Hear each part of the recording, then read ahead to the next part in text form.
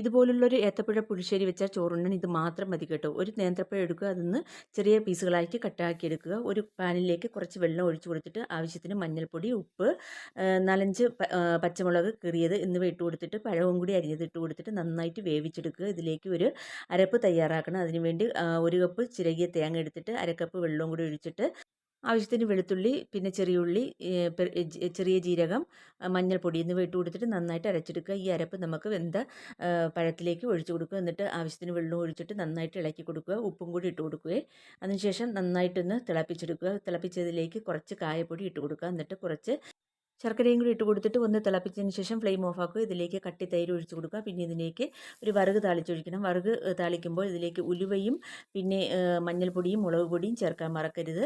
ഈ വറുക് താളിച്ചത് ചൂടോട് കൂടി തന്നെ നമ്മൾ പുളിശ്ശേരിയിലേക്ക് ഒഴിച്ചു കൊടുക്കുക. എന്നിട്ട് നന്നായിട്ട് ഇളക്കി കൊടുക്കുക. വളരെ ടേസ്റ്റി ആയിട്ടുള്ള ഒരു പുളിശ്ശേരിയാണ്. എല്ലാവരും ഒന്ന് ട്രൈ ചെയ്യണം കേട്ടോ.